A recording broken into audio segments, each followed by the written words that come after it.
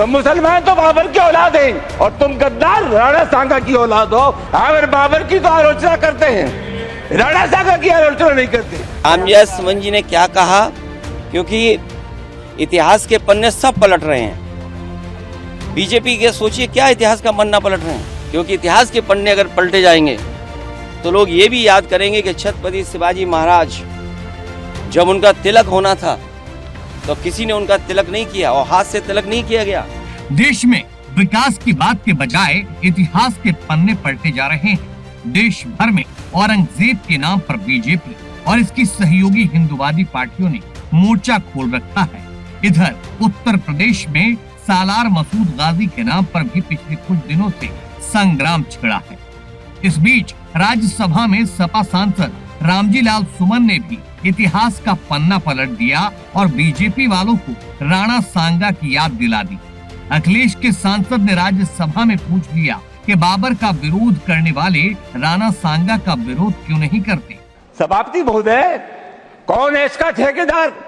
हर बात में एक तो बीजेपी के लोगों का तकिया कलाम हो गया है सभापति महोदय कि मुसलमान इनमें बाबर का डीएनए है। उप सभापति महोदय, मैं जानना चाहूंगा कि बाबर का डीएनए मुसलमान में है। हिंदुस्तान का मुसलमान तो बाबर को अपना आदर्श मानता नहीं है, वो तो मोहम्मद साहब को अपना आदर्श मानता है, सूफी संतों की परंपरा को अपना आदर्श मानता है। लेकिन सभापति महोदय, मैं जानना चाहूंगा कि बाबर को लाया कौन?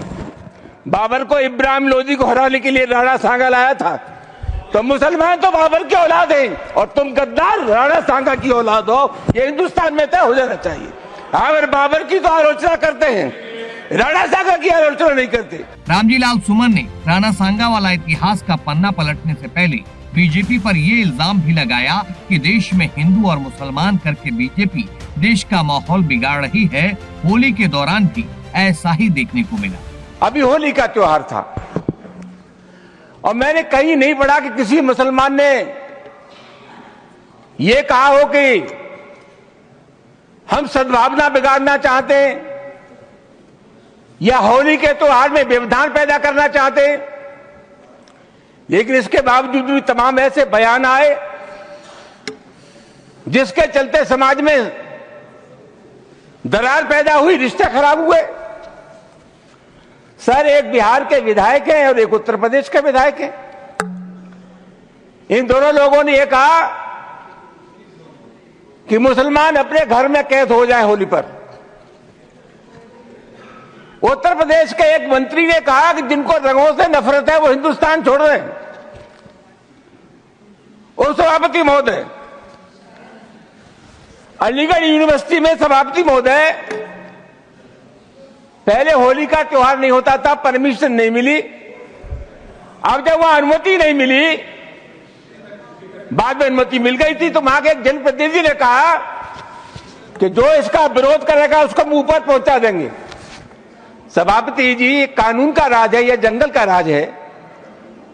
इस प्रकार की जो भाषा बोली जाती है वो किसी भी कीमत पर इस देश की सेहत के लिए ठीक नहीं है। सपा के राष्ट्रीय अध्यक्ष होने के नाते अखिलेश यादव से जब उनकी पार्टी के सांसद के बयान को लेकर मीडिया वालों ने उनका ऑफिशियल स्टैंड जानना चाहा, तो अखिलेश यादव ने न सिर्फ अपने सांसद रामजी लाल सुमन का समर्थन किया, बल्कि शिवाजी का तिलक पैर के अंगूठे से होने का एक और ऐतिहासिक पन्ना खोल दिया। बीजेपी के लोग किस बात पे बहस कर रहे हैं? उनके बड़े बड़े नेता जिन्होंने संविधान की शपथ ली, वो किस बात की बहस छेड़ना चाहते हैं? औरंगजेब की बहस छेड़ना चाहते हैं। तो अगर रामजी सुमन जी ने भी इतिहास का कोई पन्ना पलट दिया, जिस पन्ने में अगर इस तरह की भाव लिखा होगा, 200 साल पहले, 100 साल पहले हम लोगों ने तो इतिहास लिखा नहीं। इतिहास किसने लिखा है?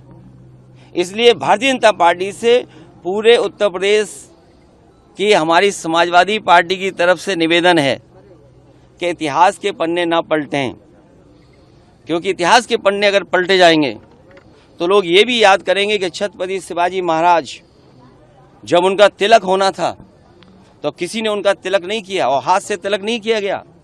सुनने में आ रहा है कि पैर के बाएं अंगूठे से उनका तिलक किया गया था।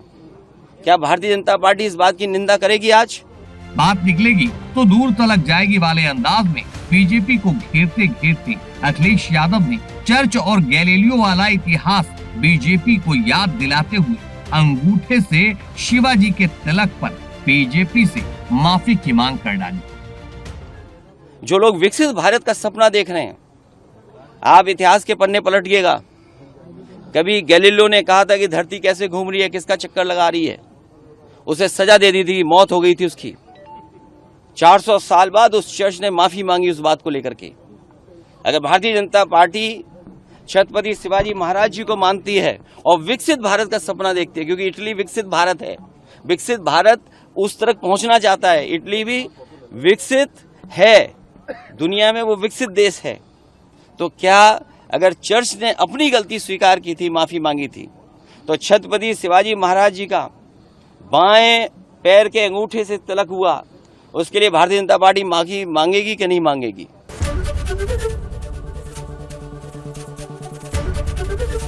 एबीपी गंगा, खबर आपकी, जुबान आपकी।